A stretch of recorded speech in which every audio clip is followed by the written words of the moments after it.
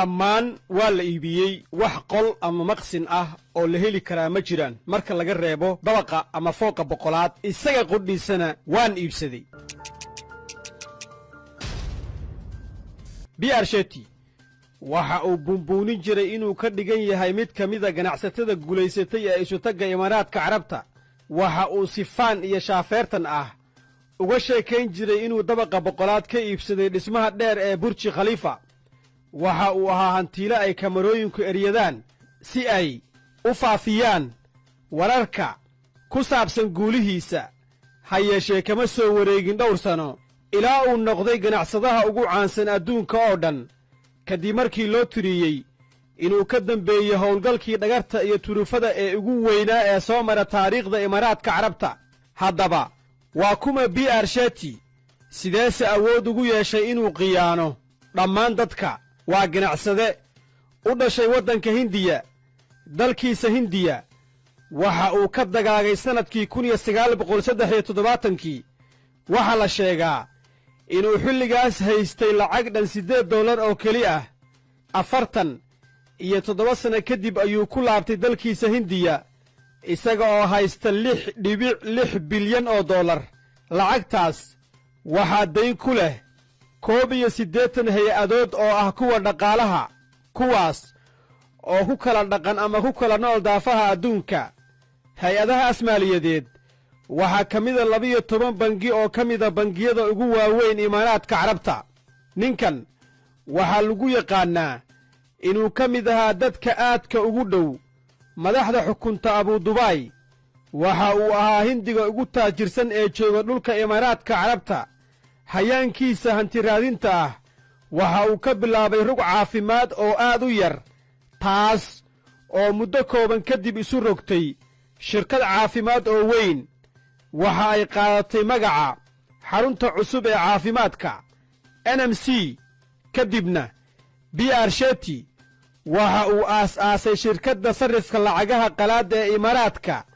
ama UAE Exchange muddo yar kadib waxa uu ballaariyey boqortooyadiisa caafimaadka waxa uu furay warshad u gaara isaga taas oo soo saarta dawooyinka waxa ay qaadatay magaca New Pharma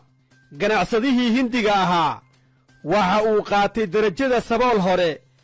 iyo hantiilo soo baxay welina u hamuun qaba hanti kororsi sanadkii 2012 Shetty waxa uu shirkaddiisa NMC ka diiwaangeliyey suuqa saamiyada ee London kadibna waxaa isku garbiyey maalgashatada 6 sano gudahood waxaa kor u kacay qiimaha la kala siista saamiga shirkadda NMC celcelis dhan 16 jibaar hantida Shetty waxa ay bilowday inay ballaarato in badan oo badan sanadkii 2014 Shetty waxa uu gacanta ku dhigay mid ka mid ah shirkadaha ugu muhiimsan ee ka shaqeeya maamulka lacagaha qalaad waa shirkadda Trafalakis shirkaddaas waxa uu ku helay lacag dhan $1.6 bilyan maadaama uu aad u jecel yahay hantida sanadkii 2018 waxa uu aas-aasay shirkadda Fenibler oo fududaysa adeegyada lacagaha iyo dhaqaalaha waxa uuna shirkaddan dambe hoosgeeyey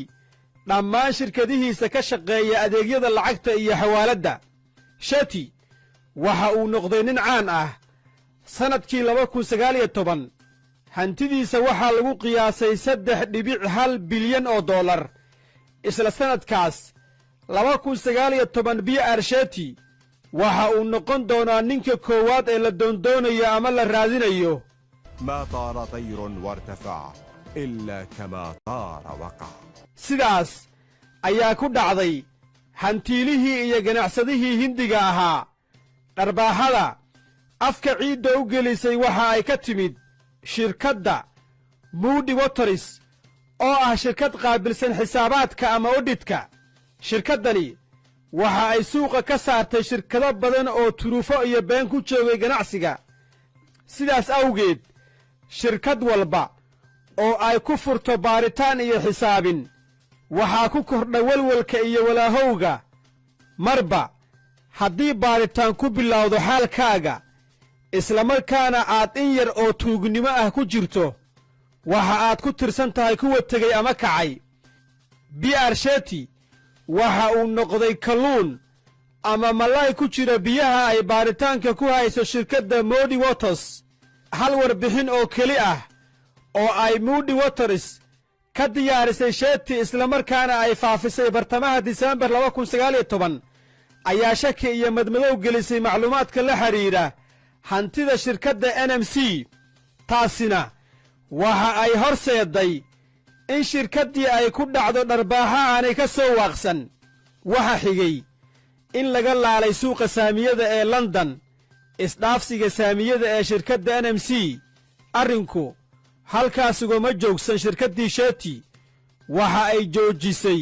sarrifka lacagaha qalaad ee Imaaraadka dhammaan wixii hawl ah ee ay haysay waxaana bilowday ka hadalka in la beecinayo shirkadda Trefalakis dhammaan tiirarkii ay ku taagnayd boqortooyada ganacsadaha Hindigu waxa ay kabdhood u noqdeen khasaare aad u xun ceeb iyo fadeexad weyn ayaa dhacday sidaas awgeed shirkaddii NMC waxaa la hoos geeyey maxkamadaha Ingiriiska si kormeer loogu sameeyo Shetty waxa uu u kicitumay waddankiisa Hindiya دروس في النصب تتعلمها من Shetty sumcadda iyo sharafta maalgasho inaad noqoto ninka leh hanti la yaqaan oo lagu qiyaasay in ka badan 3 bilyan oo dollar oo aad maamusho koox shirkado ah oo guulaystay aad korto diyaaraddaada iyo laashkaaga gaarka ah oo aad dhowr sawir la gasho ragga ugu saamaynta badan dawlad loo yaqaan inay tahay xarun dhaqaale oo muhiim u ah adduunka oo dhan waxaas oo dhammi waxa ay ku siin doonaan sumcad iyo karaamo dheeri ah sidaas awgeed bangi ayaad ka codsan doontaa inuu ku siiyo dayn waana ku siinayaa sidee haddaba nin sidaas u shaafeertama islamarkaana gaaray guulahaas ay u dhacdaa inuu noqdo ama yahay dhagarrow turofatoor ah اقترض منهم وأقنعهم بقدرتك على السداد sumcadda ayaa imanaysa marka hore kadibna damaanadda aad siinayso bangiyada ayaa ku xigi doonta NMC waa shirkaddiisii koowaad waana tii ugu muhiimsanayd waxa ay awood u yeelatay inay dayn ka qaadato dhowr bangi oo laga leeyahay Imaaraadka khaliijka carabta iyo caalamkaba isugeynta dayntaasi waxa ay gaaraysaa 3 bilyan oo dollar saamiga bangiyada Imaaraadku ay ku leeyihiin lacagta uu qaatay Shetty waa 2 bilyan oo dollar dhibaatadu waxa ay ku dhakan tahay in shirkaddiisa caafimaadku ay amaahatay hanti aanay awoodin inay dib u bixiso xitaa haddii bangiyadu xaraashaan hantida shirkaddaas waxa ay gudi karaan oo keli ah wax yar oo ka mida daynta lagu leeyahay su'aasha taagan ee daalisay madaxa dhaqaalayahan badan waxa ay ahayd xaggee jireen hay-adihii xisaabaadka iyo kormeerka dhaqaalaha ee Imaaraadku intii ay waxaas oo dhammi dhacayeen xaggeese ku maqnaayeen hubiyayaashii dhaqaalaha ee bangiyada caalamiga ah ee dhibanayaasha u noqday Shetty sida bangiga HSBC iyo JP Morgan 9 الإمبراطورية المالية انفخها قليلا kordhi ama kor u qaad asal ahaan ra'sumaalka shirkaddaada tusaale ahaan sheeg in qiimaha halkii mitir ee wax soo saarka shirkaddaadu uu ka dhigan yahay 7,700 dollar iyada oo qiimaha wax soo saarka shirkadaha u dhigma shirkaddaadu ka yar yahay qiimahaas waxyaabaha aad soo iibsato iyo qalabka kuu yaal uga diiwaangeli isbitaallada qiimo aad uga sarreeya kan suuqa yaal sheego in lacagta aad samayso ama ku soo gasha ay aad u ballaaran tahay adiga oo aanba haysan lacagtaas si aan bangiyadu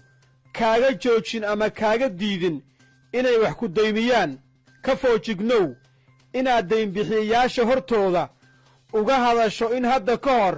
shirkaddaada laga hor istaagay inay dayn qaadato ha diiwaan gelin dhab ahaan qarashka kugu baxa ku talax tag oo beenka sheeg inaad hesho dakhli badan Shetty waxa uu ahaa laashinka iyo xiddigga imaaraadka dhigtay shabaqaas maantana waa qofka koowaad ee la baacsanayo waxa uu leeyahay ha la yaabinnina aniguba sidaas oo kale ayaanu ahaa dhibbane waa la idhagray waana laymooro duugay dhibkaas waxaa ii geystay koox ila shaqaynaysay oo tuuga ah aniga ayaa hagaajin doona sumcaddayda dhab ahaan ma jiro qof yaqaan sida loogu furi doono baaritaan iyo dabagal ma la qabanayaa wixii uu hanti leeyahay miyaa la wareejinayaa wadaxaajood miyaa lala gelayaa dhammaan waa doorashooyin furan balse